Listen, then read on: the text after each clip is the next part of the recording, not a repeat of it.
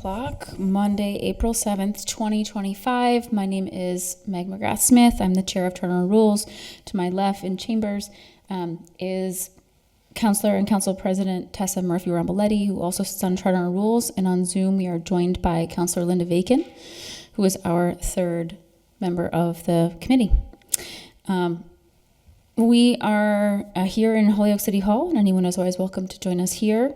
We are also available via Zoom and also via Channel 15, and live Spanish interpretation is available on Local Access Channel 15 using the television's SAP option through the live stream on the city website, as well as on the Zoom feed by clicking the interpretation option and choosing Spanish. Thank you all. Oh yes, and I also want to recognize that Councilor Greeny has joined us as well on Zoom. Thank you, sir. Thank you, Madam Chair. Yes. Were you raising your hand to speak or just to be recognized, Councilor Greeny? Yes, I just wanted acknowledgement that I was present, that's all. Thank you, Madam Chair. Absolutely. Thank you so much for joining us. We are also joined by a number of experts and folks who are coming in from various city departments today who are here for us to ask questions of, and I believe that there is a short presentation they also want to potentially share. First, I need to take a roll call vote around us having a member on Zoom, and then we'll make sure that we make arrangements for our guests to come in and be able to speak with us.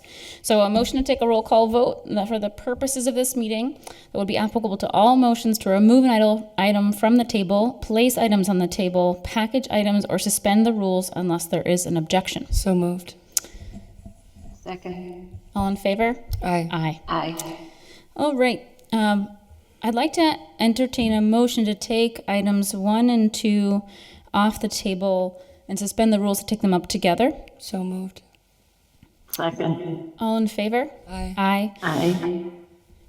Item 1 is from Magrath-Smith, Israel Rivera, and Tessa Murphy-Romboletti. Order that the City of Holyoke accept and adopt the provisions of Massachusetts General Laws, Chapter 43C, Section 12, entitled Optional Forms of Municipal Administration, for the purpose of creating a finance department as outlined in the statute. Said acceptance shall be subject to implementation by city ordinance and any necessary amendments to the city charter. This order shall be referred concurrently to charter rules and ordinance to be considered jointly, with recommendations regarding implementation to be reported back to the City Council jointly. And it says, see attached Municipal Modernization Act of 2025. And then an item from almost a year ago exactly from Bartley, Jourdain, and Vacon. The City of Holyoke amends any charter, ordinance, and any other regulations relative to its tax collector and combines the office with its city treasurer, so long as the charter change to appoint rather than elect Holyoke City Treasurer is approved by the legislature and Holyoke voters, which it recently was. So we are here tonight to take up these 2 agenda items. I'd like to invite our experts in. If you want to come in and join us here, you can. Or if you would want to, well, I hope you are. Or if you want to sit out there somewhere comfortable, of course you can, but you're welcome to come in. Online, we also have City Solicitor Mike Bissonette and Treasurer, Rory Casey. You're online as well as in the chamber. And we also have TJ Plant.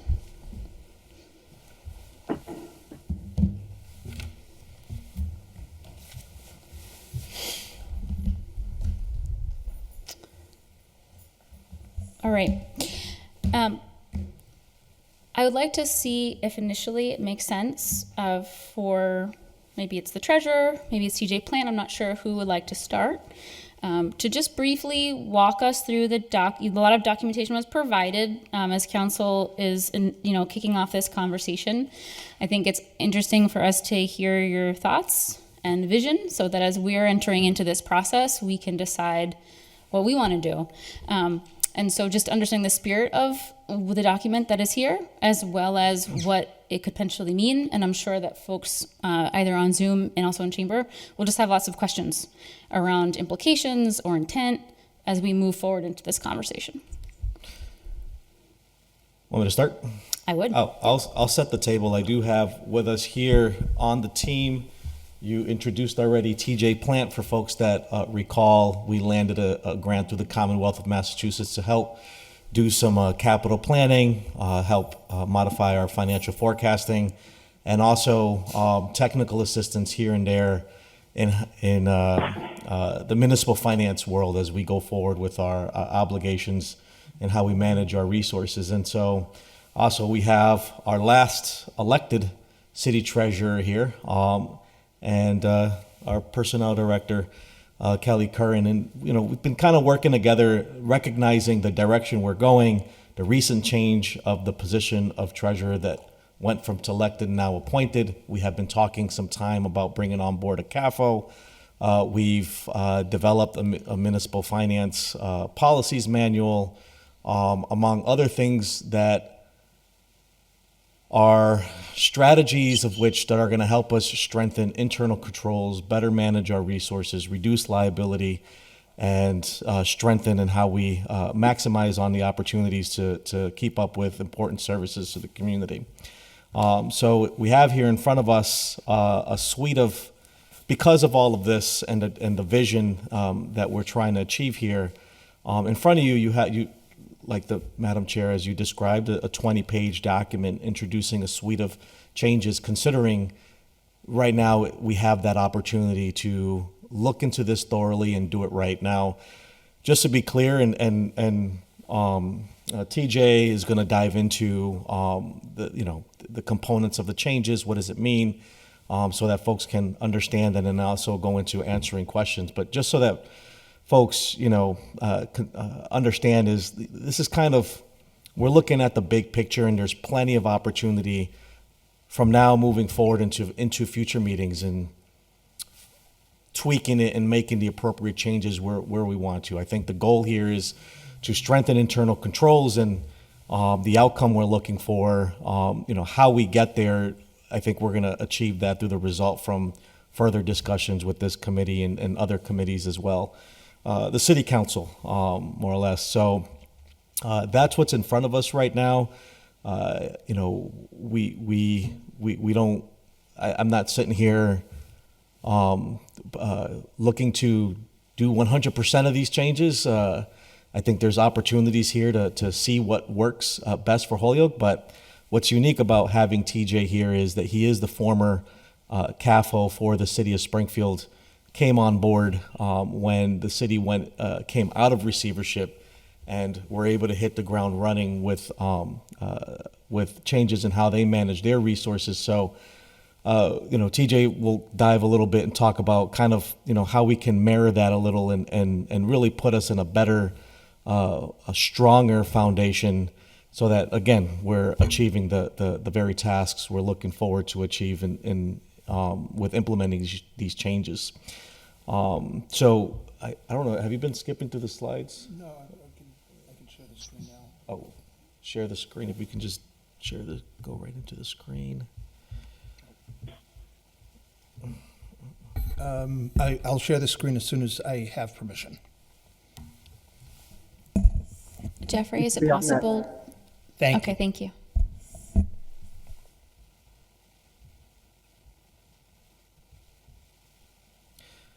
Did you share it? I'm doing it right now.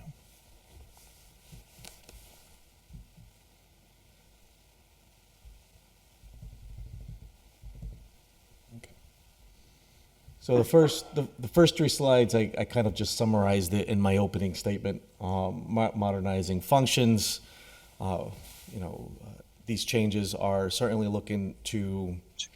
We're talking about restructuring, so reassigning duties, and kind of getting right-sizing departments so that we're better keeping up with the obligations of these departments. 21st century modernization.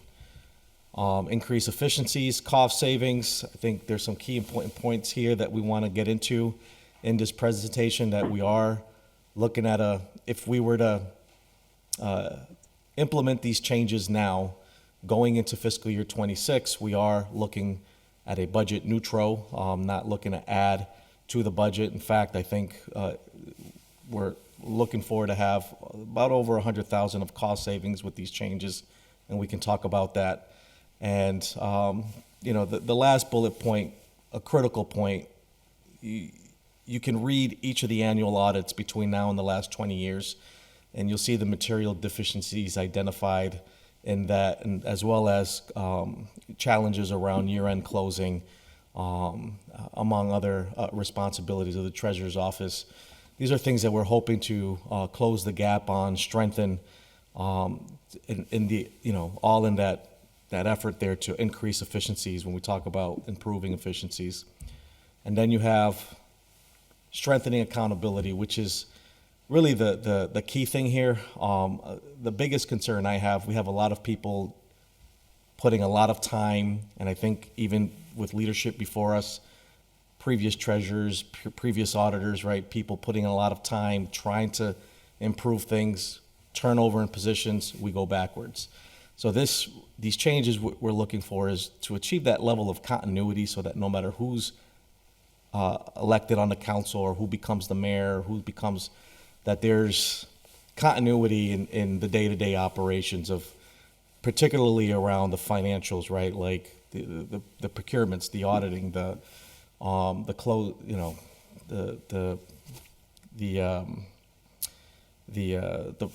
tasks that are in the treasurer's office, and so forth. So, Rory, is there any other point you want to hit upon before we pass it over to TJ? No, we can go into the existing structure if we want. Madam Chair?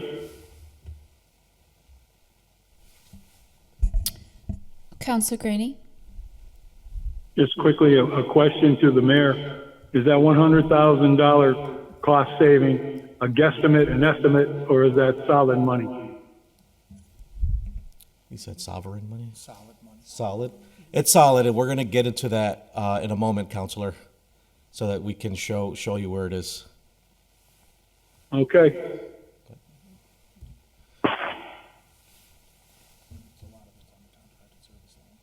Who's taking over? You want me to go over? So this is the existing financial structure, just so that you're aware, like, pretty much how it's set up. The top, I think you can follow, right? So each of these columns, the top is each of the columns is a respective department. And the CAFO, even though the person hasn't started, we've been budgeting for it every year for the last 3 years. And then below that, contracted services. A lot of these, actually, each of these departments rely heavily on outsourced contracted services, just to either to help or keep up or consult with. The chief procurement officer, you have the assistant. So, Counselor, to your question, the key roles that we're trying to eliminate, there's two of them, right? Mm-hmm. One is the assistant procurement officer, and then the other one is the. There's an additional clerk. Can you go over the? Yeah, sure. So what the mayor was saying is, so right now there's currently a total of 20 positions between all of these that were budgeted between all of these departments. 20 positions. There'd be a net decrease of 2, so we'd be looking at 18 positions across all of these departments, and we'll get into that slide in a second. So there's a reduction of full-time employees, which brings with it a savings. In addition to that, the reduction of some of these contracted services that they're unique to Holyoke. Other communities are not paying for outside vendors to perform some of these tasks. And so what the numbers are showing us right now is that in fiscal 26, the budget that is being prepared currently, there would be budget neutral. We wouldn't be adding anything additional to the budget. And that by the second fiscal year, we would see savings in excess of $100,000. And that is in large part because we would need a bridge year to onboard people, get everybody and restructure. We would still have to have some of those contracted service lines, but we would see a pretty drastic decrease by the second fiscal year, and possibly even during the first fiscal year, but we can demonstrate that in subsequent fiscal years. Thank you. I just want to recognize that Councilor Kevin Jourdain has joined us on Zoom. I just quickly, that's utopian though. That statement is utopian. It's nothing in the first year and a possibility of the savings in the second year. That's if everything goes according to schedule, correct?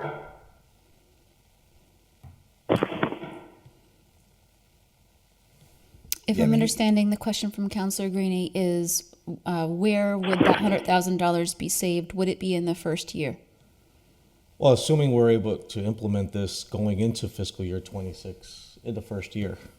Yeah, and then into 27, like we mentioned, that we would really see the real savings in 27. So for example, right now, the city spends close to $400,000 on IT contracted services. That number keeps going up, and the services that we are provided go down.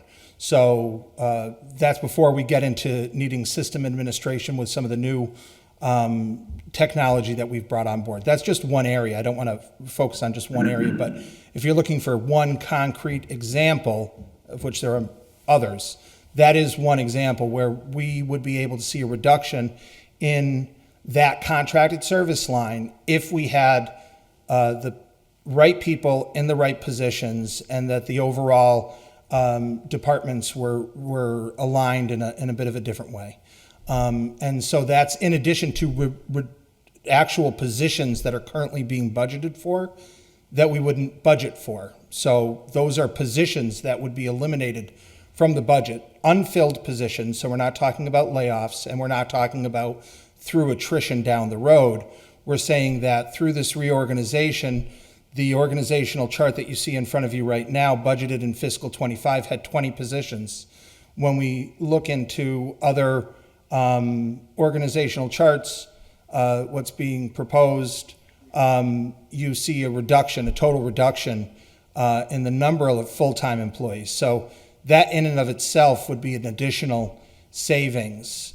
We don't want to sit here, nobody wants to sit here and say, on July 1, if you do this today, on July 1, it's going to be exactly this amount, because you have to fill the positions, you have to make sure the right people are in, there's going to have to be some alignment, which is why it clearly states in this document, the one that was provided to the council previously, in fiscal 26, it would be budget neutral, meaning what would be budgeted for these departments, even with the reduction, even with everything else, we'd be keeping it budget neutral with potential savings, but in fiscal 27, not in we hope, but we would actually be able to see a reduction in these services. So, if, for example, the council were to move forward and approve certain segments of this, the budget that you would see, that you would be receiving from the mayor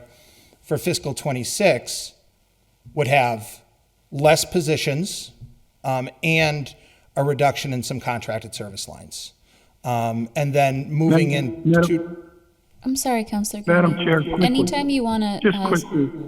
Yes, I'm sorry. Just be 1 second so that the treasurer can just finish his last sentence. Okay, all right, thank you. Oh, he's done. Sorry. Go ahead, Councilor Greenie. Any new position that is hired here is subject to bargaining, I would assume, and the cost of these new positions at this point in time is not written in stone, nor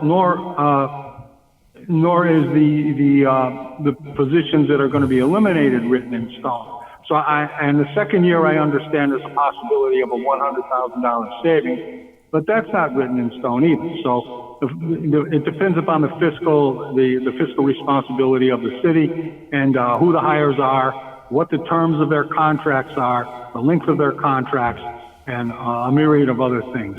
Thank you. Thank you.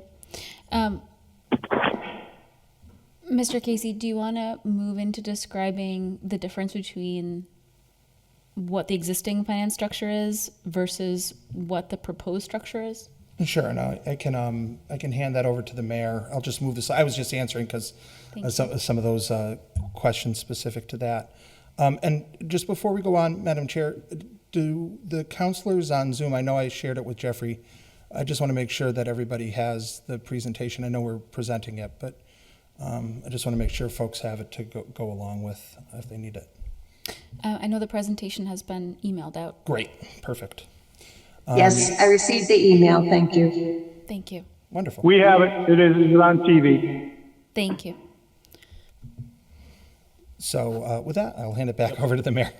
So you saw the existing finance structure, the 20 positions there. If we go to the next slide, a reduction of, what is it, 14 positions?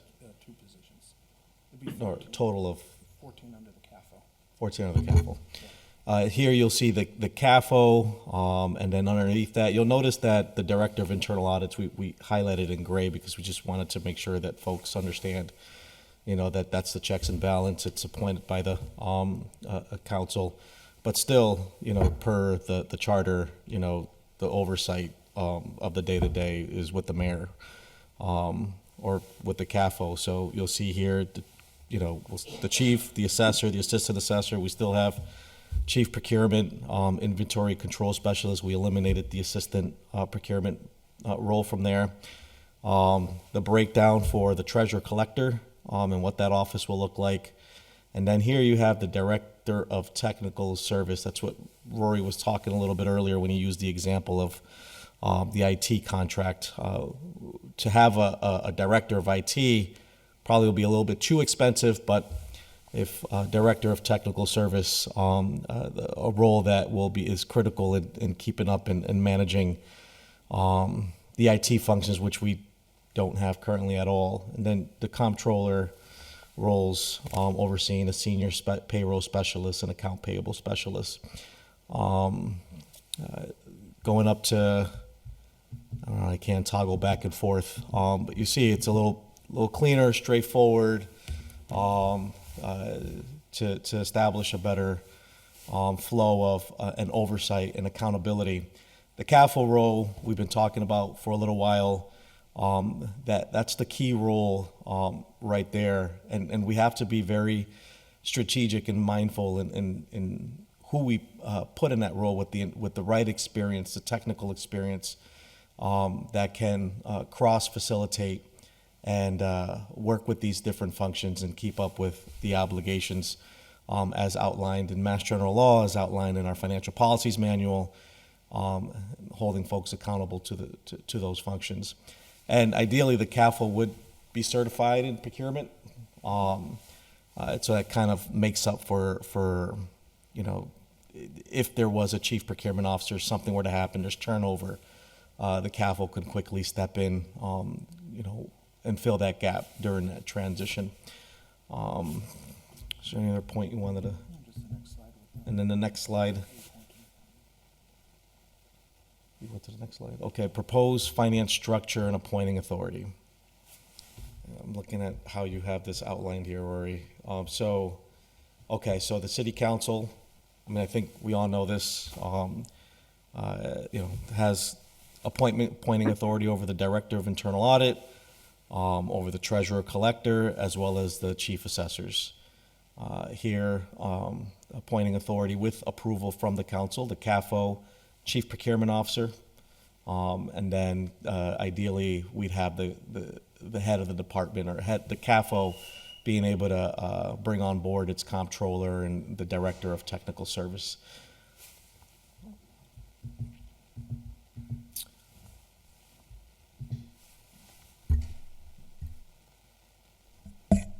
We're joined in chambers by Councilor Ocasio. Thank you.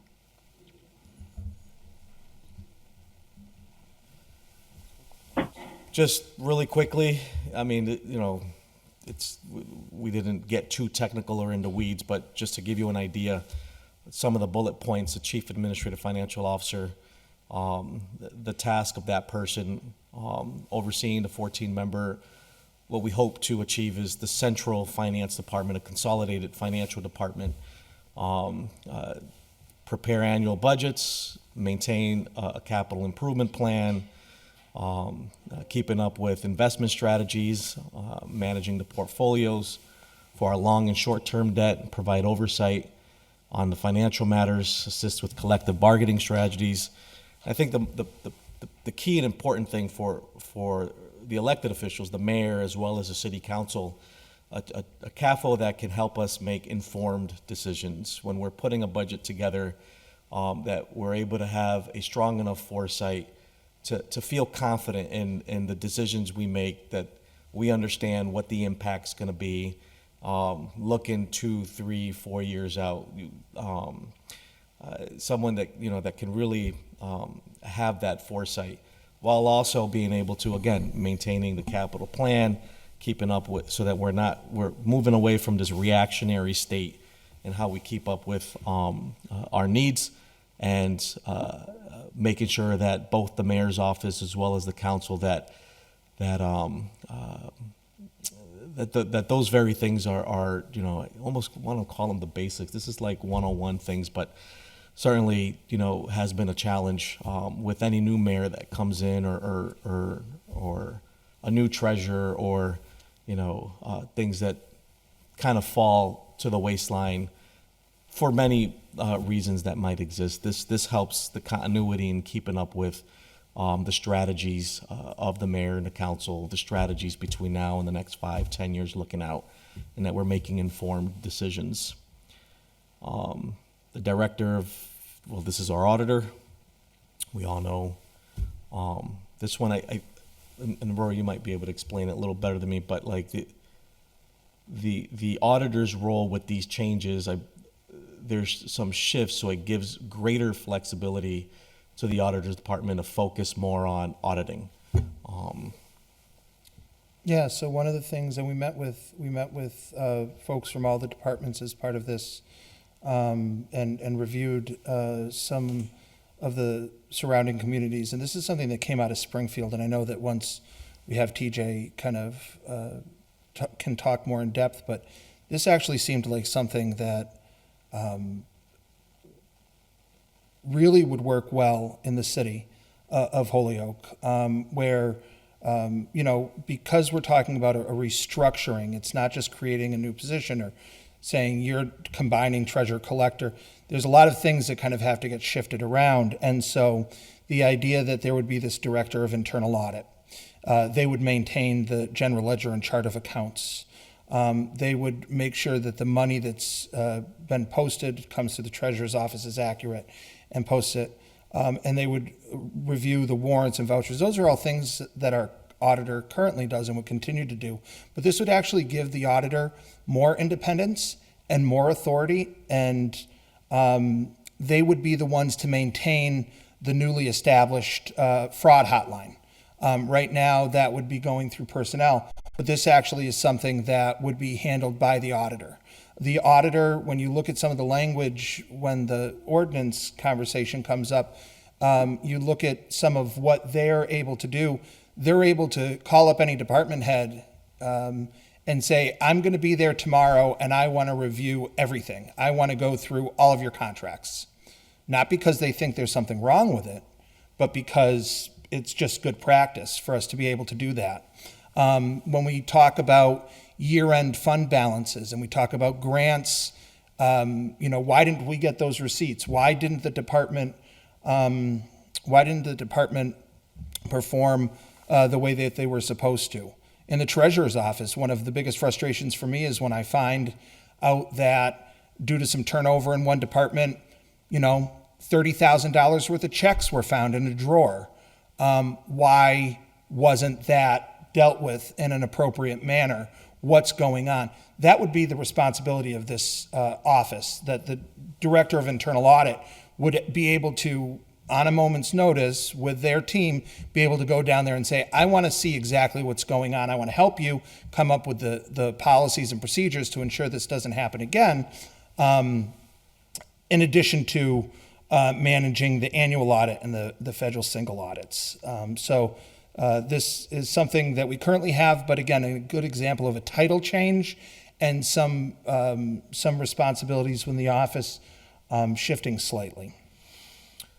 2 slides down from that, I know there's the treasurer collector, but there's that comptroller role, and a lot of these functions in the comptroller role, I think, currently, the auditor does more than auditing. Correct. And not really allowing, we're overworking our auditor. And so this restructuring strategy here, if you go down to, comptroller, our auditor currently does a lot of this. This brings on this role to help to really oversee these components so the auditor can focus on the points that are identified in that slide there for the auditor. And then you have your treasurer collector combined. These are, I think, pretty straightforward things that the collector. Well, how does this one work? Well, two things I'd point out here with the treasurer collector is, in order for a treasurer collector to work the way we would want it to, there are certain functions within the treasurer's office right now that in communities where you have a standalone treasurer, if even though it's no longer elected, it'll be appointed. If we were to continue with a standalone treasurer and not combine the offices, there's certain things within those offices that could remain. But if we want to combine them, there are some things that just don't make sense, right? To have our tax collector overseeing the payroll of the city doesn't necessarily make sense. In other communities, those functions are actually handled by a comptroller or by the auditor. It's one of those roles, or functions, I should say, rather than roles, that can kind of move around a little bit. So in this scenario where we would combine a treasurer collector, where they would have the care and custody of all bank accounts. Right now, the tax collector maintains a set of bank accounts, and the treasurer maintains a set of bank accounts. We could have one person responsible for all of them, doing the reconciliation, overseeing all the revenue that comes in, the tax title accounts. Another thing that would be new in this scenario would be managing the parking permits and collections. And you might think, why? Counselors that have been around for a while and remember when we used to actually have a third-party vendor in here that managed the parking for the city, that had its deficiencies, but that went away. And when that happened, it became kind of a smattering of who became responsible. It's not very clear. The Department of Public Works issues parking permits, sort of. And then the parking tickets are purchased and managed by the tax collector. And the collection of the coins at the meters, while performed by Department of Public Works staff, is actually now managed by the Treasurer's Office in conjunction with the Federal Reserve Bank of Boston and People's Bank. So to say, let's make this a lot cleaner and a lot easier, since so much of the parking functions already take place in the Treasurer's Collector's Suite, that we would just kind of name that and have that be handled here. And so then when we go to the comptroller, if I could just go back to that for a second to talk a little bit about this, is that the payroll processing, right now there's payroll processing that happens in the treasurer's office and the auditor's office. And it doesn't have to be that way. It's not one of those things where the firewall exists, where Mass General Law says the auditor has to be the auditor, the treasurer has to be the treasurer. That doesn't talk to payroll. Right now, the payroll operations in the city could be much cleaner, and actually that's one of the areas where we can reduce some staff capacity or reassign staff capacity to other areas, because as we're onboarding new technology with Munis, and we are coming up with better workflows, we now have a completely electronic timekeeping system for all employees of the city. The process for benefits enrollment, everything, soup to nuts, is much cleaner. But because of the way we're structured, in most communities, you might say this one department oversees all of it, meaning both the technology, but also who's turning on position control, who's doing this part, who's doing a personal action form, who's processing it. And right now, we kind of have to shoehorn that into the way our system is currently designed. And under this structure, it would all fall directly under the comptroller position. And lastly, we have the Director of Technical Assistance slide. Right now, we don't have a point person that oversees our IT functions in the community. We have an IT contract, and that falls with me. And a lot of times I get help from different departments. Jamie in procurement, Kelly steps up, Rory steps up, everyone steps up to. But as far as like proactive planning, oversight, when it comes to, something happens and, the proper work needs to take place. If it's procuring certain equipment and then scheduling and to get it installed, and then someone comes in and new employee, new emails, and there's all these different things that are involved, and they're internally we don't. So internally here, we don't really have that one point person. We kind of share that function, but to be a little more proactive, there's this Director of Technical Assistance that'll oversee or be the liaison to ensure that we're meeting our IT needs for the city. With all of that, I just wanted TJ to jump on and chime in a little bit, give us some reassurance. Are we on the right track, TJ? Or, is this anything that, from your professional experience, I'm hoping that you can answer questions that counselors, I'm sure, have in the back of their minds, and we hope to, beyond just this meeting, as we go forward and we continue to meet, that we come to a greater consensus in the direction we're trying to go when we're talking about the future of how we manage our internal resource management of financial functions. Thank you, Mayor. Yeah, Mayor, Garcia. happy to jump in, and Madam Chair, can I be recognized? Just before you begin, I just want to recognize that Councilor Rivera and also Councilor Devine have joined us on Zoom. Thank you. And yes, Mr. Plain, if you want to chime in. Yeah, so I'll give a quick update of my background. I know I've met many of you, but I've got 25 years experience in public, municipal, state, and school finance. And, I come to this in Holyoke as a way to bring some technical assistance in addition to the other stuff. But I have spent 12 years as the CAFO of Springfield. That was created directly because they came out of receivership. The position was designed as an independent position that, reports basically to both the mayor and the city council, and allows a lot of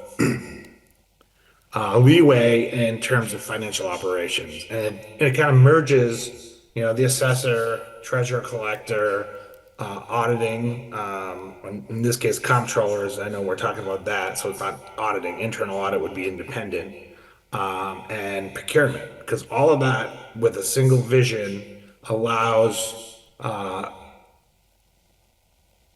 the city to actually pull together everything in a cohesive manner, and it gives the mayor the opportunity to focus on other things, so they're not doing all the day-to-day stuff that kind of comes up. And that is really kind of an important piece. And it also enhances accountability and financial reporting and all those, because every item would be have an order or have a memo at least explaining the benefits of doing a transfer, doing a budget or a budget amendment or any of those things. So it's one of those that are really allows for budget management, where you're in the annual budget, and a budget is more than just adopting a budget for July 1st. Is you got to manage it all year round to make sure you're being effective and making sure that your money is being spent in a strategic way. You know, you're making sure it's with the UMAs, the Municipal Accounting Code structure. You're making sure it's, everything's being spent the right way. You're doing projections. Multi-year financial planning is a must, and the CAFA would bring that to the city as a way to say, all right, here's what we look like in fiscal 26, 27, 28, 29. And then it's also you're doing policy development. You're working with the mayor and the city council on ordinances and or just policy development that makes sense for the city of Holyoke. And if there's financial implications, the CAFO is going to be able to weigh in on what that might look like. So maybe it's a cost, maybe it's a savings, maybe it's whatever it might be as a term with the city council. And then overseeing the departments I just talked about. I mean, having a coordinated view, like when you talk about what do you do when you set the tax rate and the assessors assess the value, the treasurer collector collects all the revenue, they invest the revenue, and then your procurement department can save money if it's procured adequately and appropriately under Chapter 30B. And then there's just the open of the transparency. Like there's just a whole new level that it's wide open because the CAFO is going to be appointed by the mayor with approval by the city council. There's just a level of transparency where it's like, hey, we're doing all of this financial stuff and here's what it looks like and here's where we're going. And the independence of it, at least in my experience, it's independent from the mayor, it's independent from the council. It's kind of there just to be kind of a strong advisor and just guide the city council and the mayor. I will just say this, I mean, it's public, but it's not, every time I disagree with the Mayor Sarno, we always just discussed behind closed doors and we came out with a consensus. And I think that's good government. And, I've obviously had my own internal battles just kind of going through stuff, but also I've had some very public battles with the city council on just disagreeing on policies. But that is what a good CAFO can bring you, is bring you the facts, give you the information, and then let you folks make the decisions that you need to make. And it is just, it's starting to pop up everywhere. Like CAFOs are starting to be created in numerous communities. And I think it's really a great idea for Holyoke to address it that way. I think Methuen, Boston, Springfield all have CAFOs, and they're starting to get creative more and more, and it's starting to be recommended by the Department of Revenue and Division of Local Services more and more. I don't know, Mayor, did I cover enough, or you want me to go into other detail? I think you covered just enough, at least to hand it back to the chair and open up for questions. So hopefully, I'm hoping, Madam Chair, City Councilors, that there's a lot here, and hopefully it's opened up your minds a little bit to ask, the right questions so that we can further understand, the systems that we're trying to put in play, to achieve what I like to think is a shared objective between the mayor's office and the city council. I think we all want to manage finances correctly and adequately, and have the right proper accountabilities and measures in place. How we get there is the conversation. So this is a conversation starter on the table, and looking forward to answer any questions. Thank you. Yes, I'm sure many of us have questions after that. I know that Councilor Murphy-Romboletti has a question. Do you want to start us off? Thank you, Madam Chair. This question is actually for TJ. Something that you were just talking about that is interesting to me because I think this is the sort of direction that I would personally hope to go in, but can you talk a little bit more about, you mentioned the oversight of and the independence from the mayor. I just would like to hear a little bit more on what that kind of looked like, like who was appointing you, and what did that process look like for you? So I can send it to the group. Chapter 468 is the law of acts of 2008. This is the law that creates Springfield's capital position. And what I like about what Holyoke's doing is you're being proactive, not reactive. We had to go into receivership in a control board before us getting a CAFO. Having said that, the process for appointing it in Springfield was an interview process with a whole host of department heads and public, and trying to go through all that. And it was ultimately not approved by the city council. It was the mayor had to go through the process prescribed by the law, and then ultimately he had final pick over, the top two, top three, whatever it may be. And what I like about Holyoke's is that the council will be involved if it goes through as is.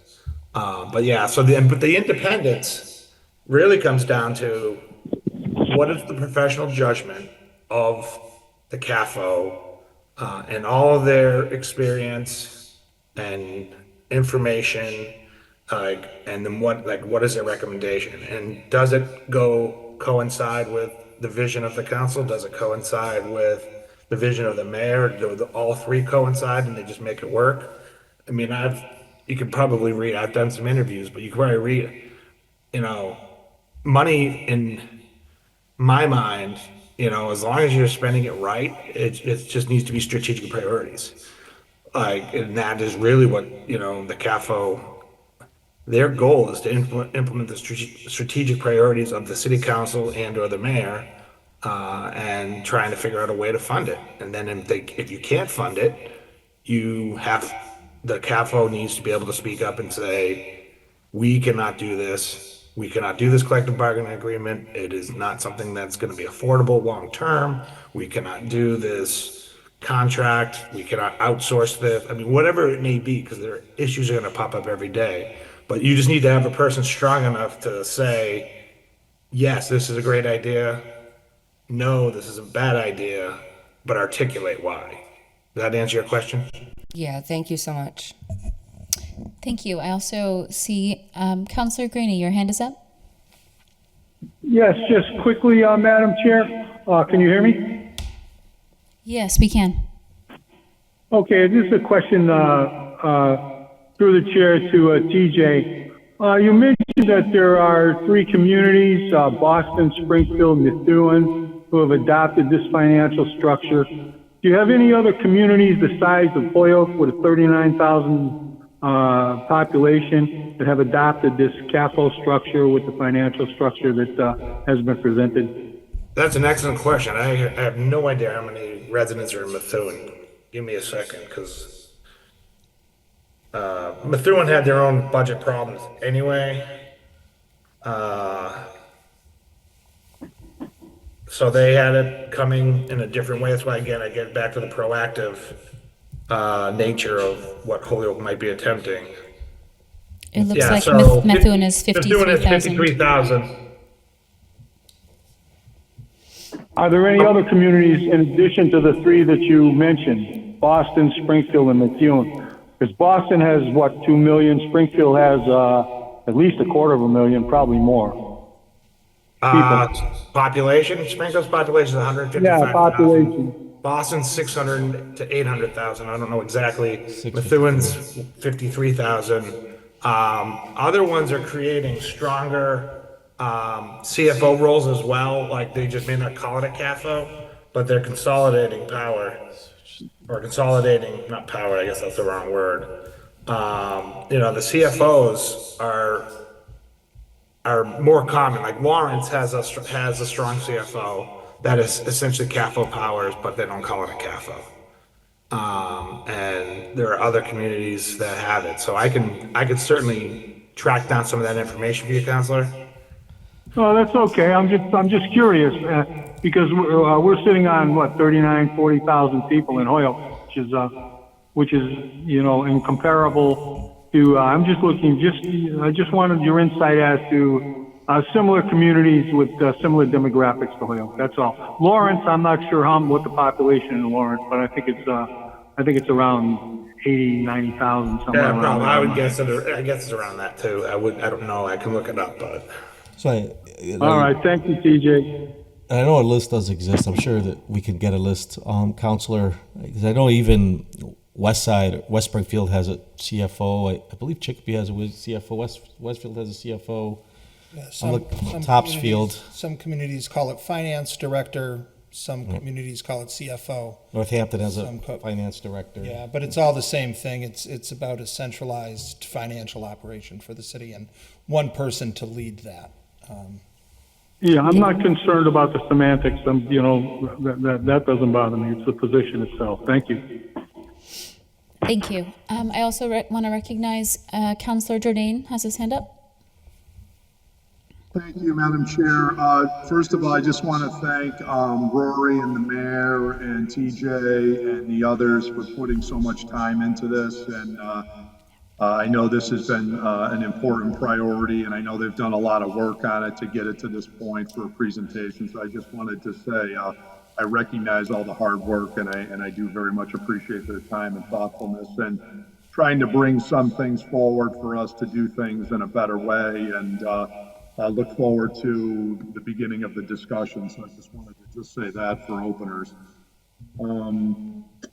As far as questions go, I wanted to plumb into the budget neutrality component of it. Is there some sort of prospectus or pro forma on the budget that they could give us that put some suggested ranges of salaries in these different positions and sort of spell out how we get to budget neutral? Obviously, some of the overarching let's say principles, I would say, that would garner my support for changes would be: one, separation of powers, these type of checks and balances, efficiency for sure, and then overall cost neutrality, or close to cost neutrality, within reason. And I'd like to see some takeaways, maybe, if you want to use these examples that you've shown where these things were implemented, and then this is what it costs to run the finance function beforehand, this is what it cost after using this situation. I'd like to see that spelled out. And then what specific savings came as a result of some of these other experiments or transitions. So that would be helpful, I think, to see. Mayor, you want me to take that one? Yeah, I was just, TJ, feel free to chime in, but yeah, absolutely. I think we can work on that, Counselor, for sure. Go ahead, TJ. Yeah, no, so I look at it this way, you saw the current state, you see the future state, and I think in my mind, the way my mind works is you have to understand what the numbers are as the current state, spreadsheet wise, and then what the numbers are in the future state, what the cost savings can and will be based upon the contracts that exist today, and the salaries of all that stuff. I think that is would be a tremendous exercise for us to go through, and I can certainly help the mayor do that. Yep, and I just made note of each of the points Counselor made, so TJ, we'll work on that. Thank you. I see Councillor Devine. Thank you, Madam Chairman. I wonder, first of all, thank you everybody for this great presentation. And I'm not sure if I missed this or not, but is it possible to go back to the page for comptroller and all the different things that were listed? Rory, can you pull that back up, please? Yep, one sec. I also want to recognize that Councillor Givner has joined us on Zoom. Thank you.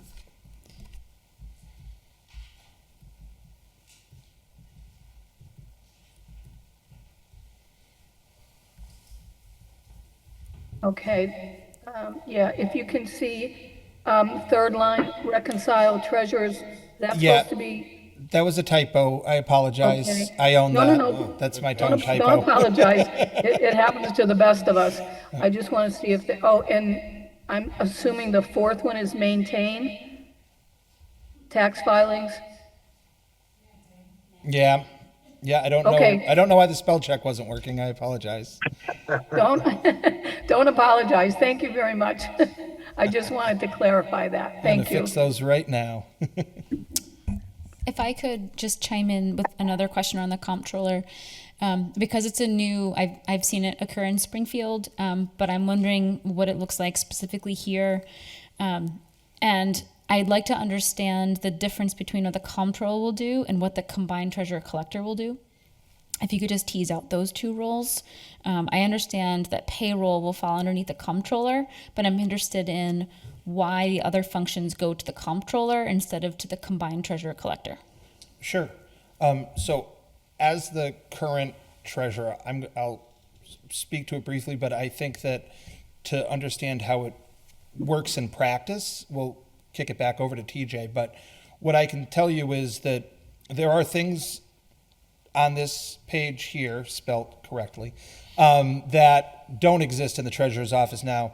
And that's kind of what the mayor was saying. Some of these fall within the auditor's office, but there are things that don't need to be in the auditor's office. It's just things that over the years the city's absorbed. So it's, I think the treasurer's office, and rightly so, often is the office that is in the press, and it's the kind of the redhead stepchild, if you will, of the finance departments over the years. But the auditor's office also, it is overworked, and there are things that I know that our existing auditor would like to be doing, her staff would like to be doing, that they just simply don't have the time to do.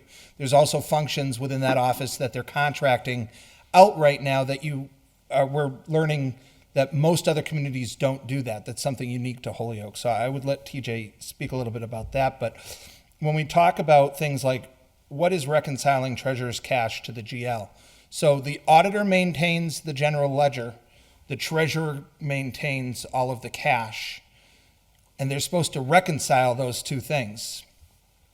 Right now, we're paying somebody to do that on our behalf. In most communities, that's something that's done internally. And when we talk about why is there a delay, why are things being pushed out, why are we at the mercy of some other firm that's saying, well, we can't get to you now because we're dealing with our tax clients, or we can't get to you now because of this, that, or the other thing. If we were doing it internally, we'd be able to process these things on a regular basis. Same thing with tax filings, right? I know I've shared the story about my first 10 minutes on the job, even before I was sworn in, summoned to a phone call with the IRS about missed tax filings or issues going back years that needed to be addressed. Just the other day, I got a letter from the IRS, small, and we'll deal with it, but it's something that predates any of our time, the mayor's time in office, something that was missed, something that needs to be filed, something that needs to be addressed. Not a monetary fine per se, but the types of things that we need to do. Again, think of this as kind of like that financial compliance person that's going to make sure the treasurer and the auditor's cash books are being reconciled. They're going to oversee the AP and the AR, meaning the billings, the receivables. So like with our fuel depot, with our sewer bills, with all of these things, we actually have to, in the system, create receivables. That is not, we don't always have the time to do that. We're not getting the information from the department. By the time we get it, we're moved on to the next thing. And by we, I mean those of us in the financial offices. I don't mean the treasurer's office necessarily.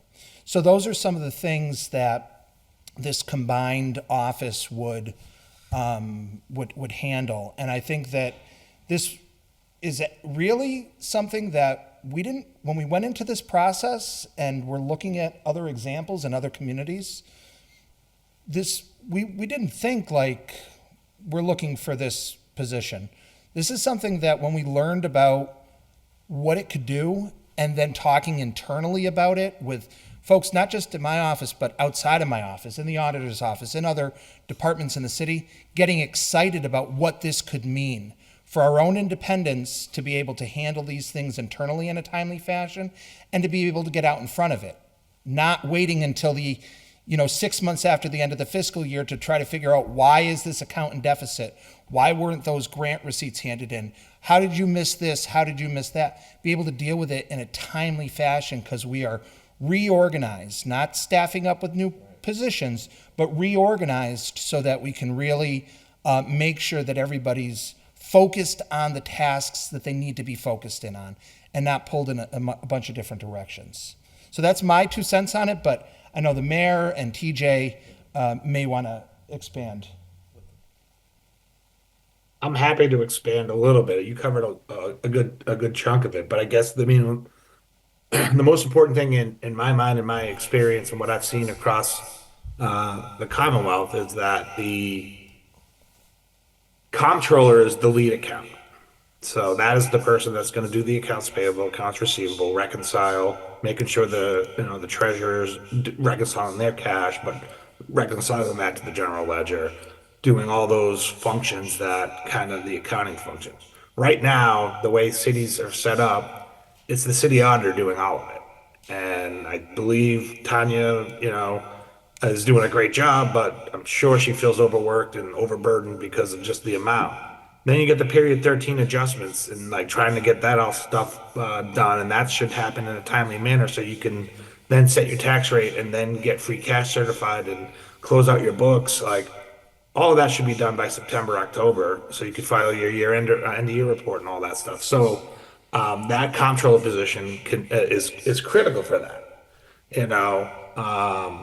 Payroll I've seen in the comptroller's office. I've also seen in the treasurer's office. I've seen it in standalone department. I don't think that's necessary in Holyoke, but the internal auditor is separate to do waste, fraud, and abuse, and like look at audits and do things like that, and do the year-end audit. But the comptroller is a critical teammate to the CAFO and others, just to make sure that, if you're doing a balance sheet, if you're gonna file that with DOR, you gotta, try to be as quick as possible so it enhances your cash position and your ability to close the books. And if you're months and months behind, there's like, it just doesn't doesn't do well for the city, doesn't look great for the rating agencies, Moody's and Standard & Poor's, like if you can't kind of get your act together. And that when you put all these pieces together of this reorganization, that is really what happens and helps, will help Holyoke. Thank you. I see Councillor Jourdain and also Councillor Vacon. And Councillor Greeny, did you also want to be added to the list? No, you already answered my question. Okay, thank you. All right, Councillor Jourdain and then Councillor Vacon. Okay, thank you.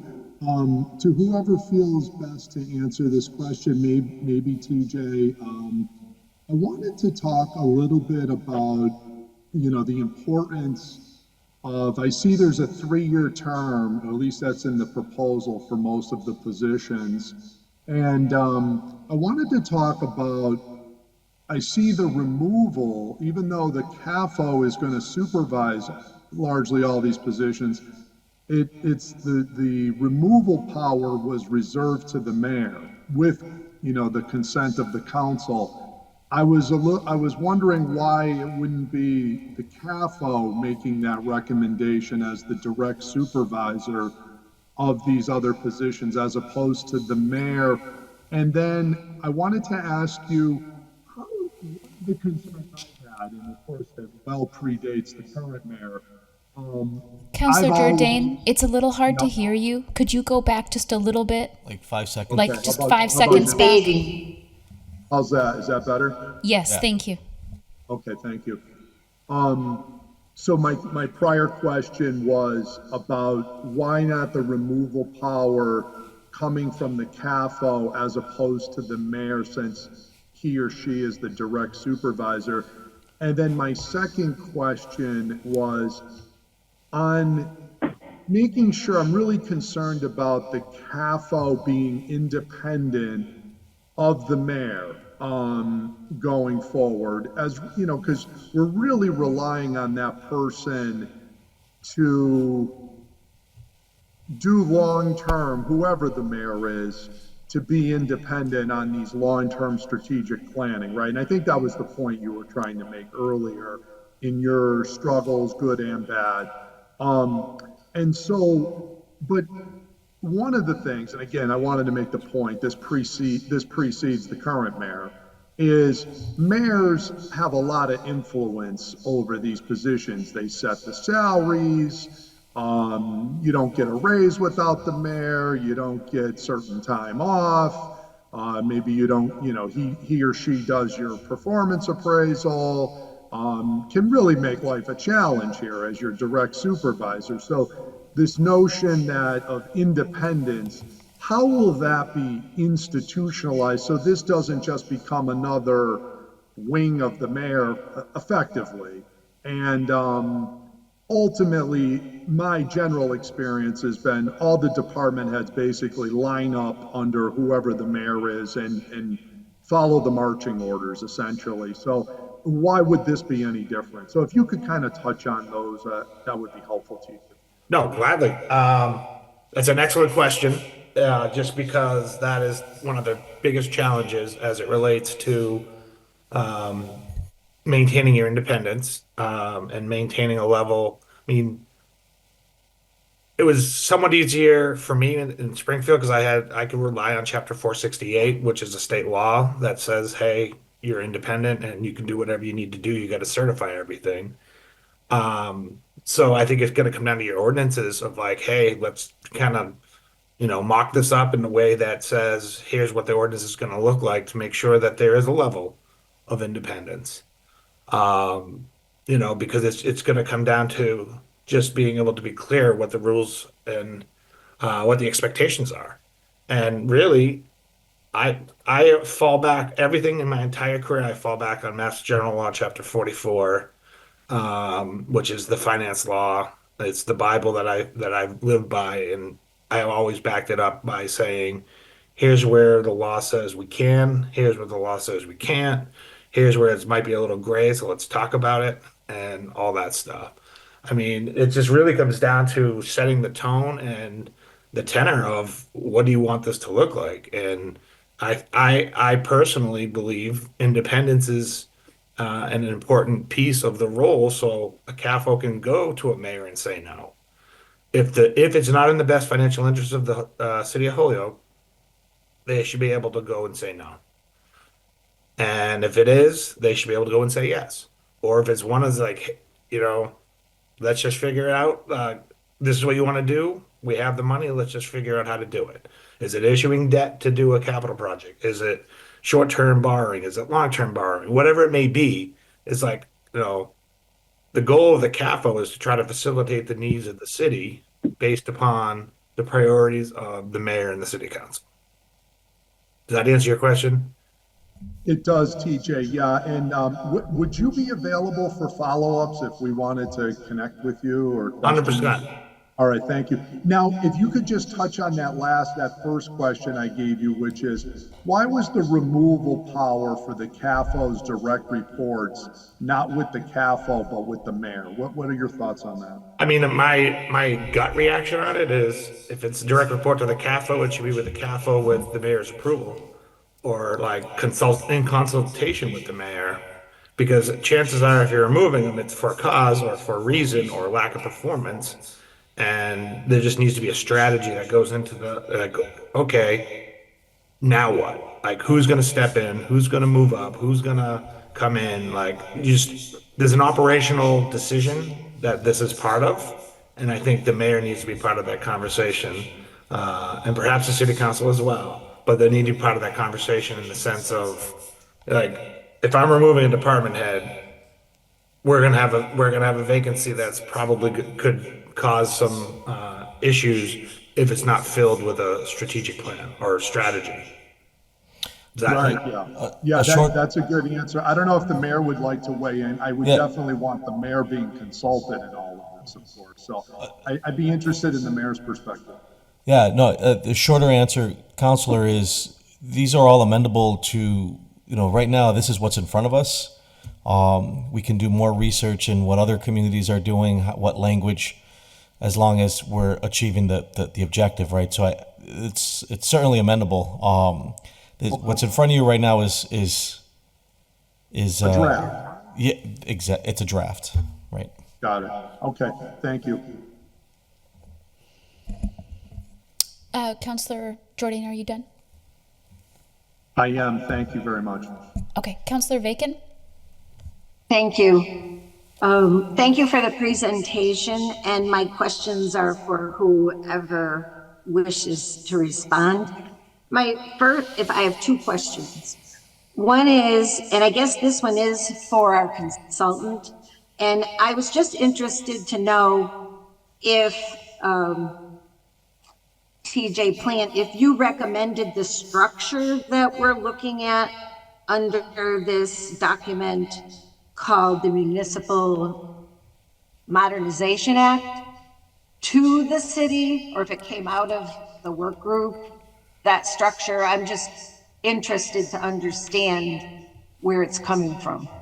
Yeah, so Mayor, I'll answer. I haven't been involved. The mayor's had a CAFO in his mind for the entire time I think he ran for office, knowing that there needed to be a concerted effort in the finance wing. I only started getting involved in the meetings probably 2 months ago, and I just explained all the different roles and responsibilities, and I think it provided some clarity to kind of how you break it all up, and provided some accountability and internal controls and all those things that go with work life and workload balance. And I think I think it just kind of naturally grew. I mean, Mayor, I don't know if you have a different perspective, but I know comptroller was relatively new, but recognizing the amount of work an internal the auditor does, the city auditor does. So the CAFO has been on the forefront for the past 3 years. When TJ that came I'm aware of, yes. No. So when TJ came on board and chimed into the conversation, we started to get more and more interested in the Springfield model. We looked at that and we scaled it to what would work for Holyoke. So what's in front of us was an attempt to replicate what Springfield had. Obviously, Springfield's a much different situation over there. So what's in front of us currently is scaled down for understanding what we know to be the Holyoke needs. Thank you. And my second question is, I know you've talked a lot about Chapter 468, which doesn't really apply in our particular situation, but the reference and what we're going to be asked to act on down the road is that Mass General Law, Chapter 43C. Now, we've never done a review of that law in committee yet, and I'm interested, and I think it's really important that we understand, if we're being asked to adopt that law, how each section of that law might apply to this draft Modernization Act that we're looking at tonight. I think it'll be important for us to have those side by side to see how one does or does not affect the other. And right now, I think our knowledge is quite limited relative to what is contained in 43C, at least as far as any of our committee meetings are concerned. Thank you. Is Mike on? Bissonnette? Yes. Name. Solicitor Bissonnette, would you be willing to address that?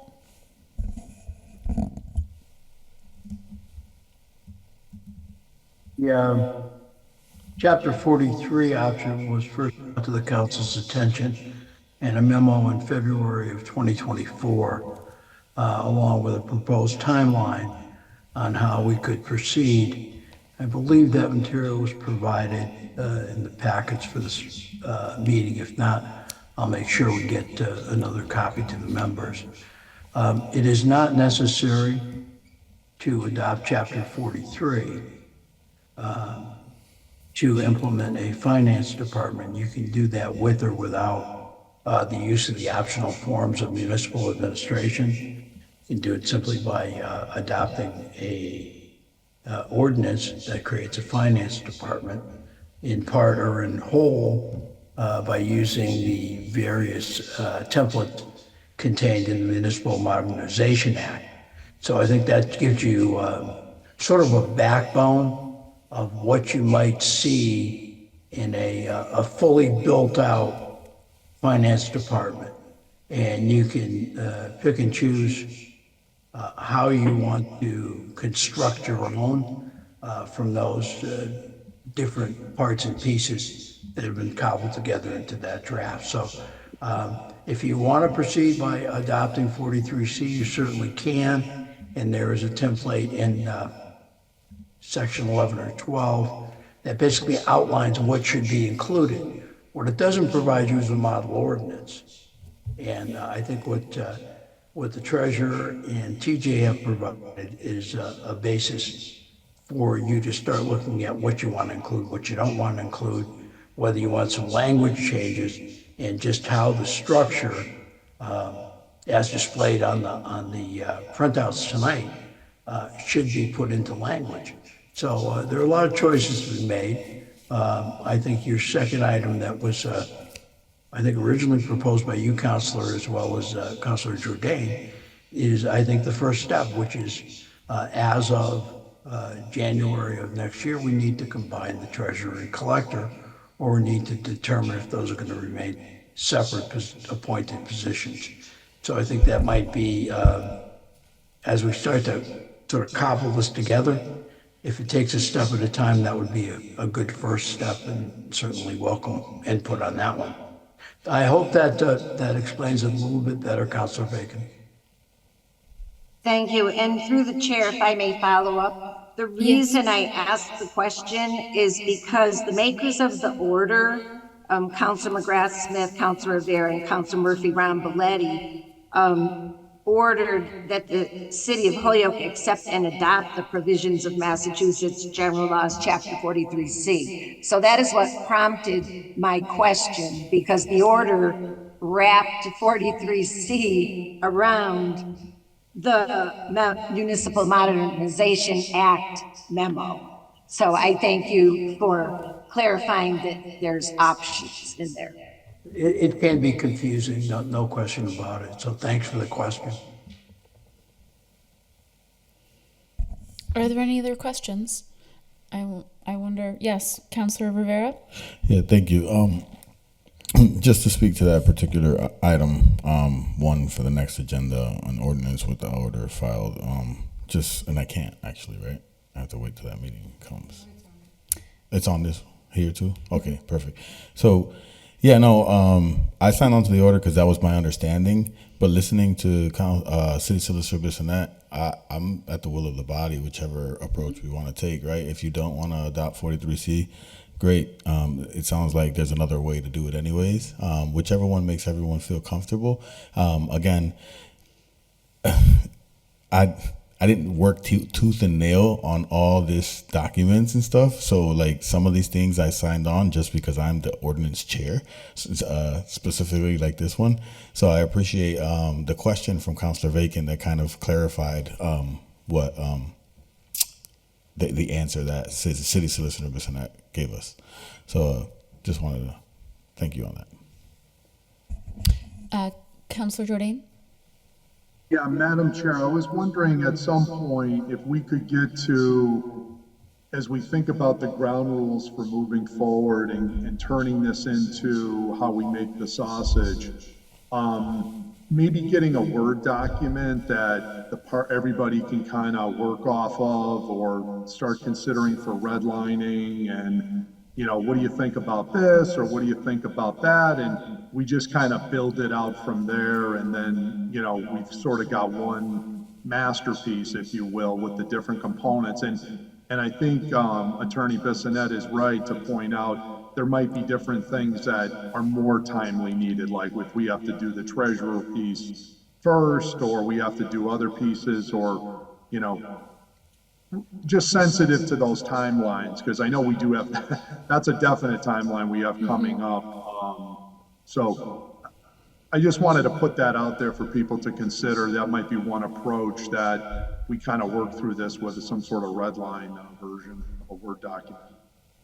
Yes, although I think we will have to be aware of open meeting law in terms of if that's considered deliberation, only doing that together in chambers rather than being able to edit it outside of meeting times, I believe. Does that sound right?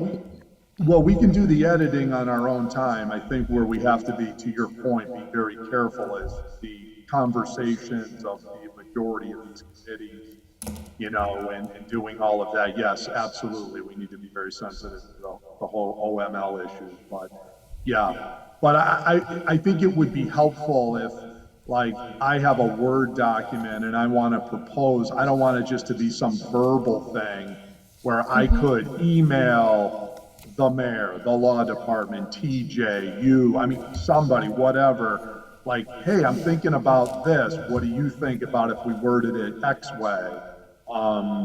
I want to use specific language because at some point this gets to be unwieldy, and I want to make sure I'm doing my part to come in with specific recommendations and language that people feel comfortable with.